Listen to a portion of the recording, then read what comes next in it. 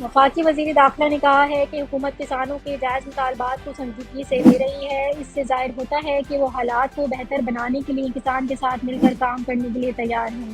آج کسان اتحاد سے ملاقات میں رانا ثناء اللہ نے کسانوں کے دھرنے کو بلا جواز قرار دیتے ہوئے کہا کہ انہیں صورتحال سے آگاہ کر دیا گیا ہے۔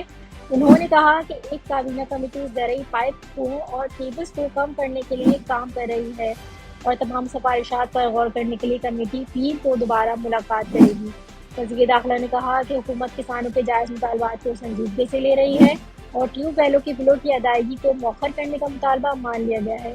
انہوں نے مزید کہا کہ عدالتی حکم بھی جاری ہو چکا ہے اور دھرنا بلا جواز تھا۔ رانا ثناء اللہ نے یہ بھی کہا کہ ریڈ زون ریڈ لائن ہے اور کسانوں یا کسی گروپ یا جماعت کو ریڈ زون میں احتجاج یا دھرنے کی اجازت نہیں ہے۔ انہوں نے کہا کہ ریڈ زون کی طرف مارچ کرنے والوں کے خلاف قانون کو متعارف کیا جائے گا۔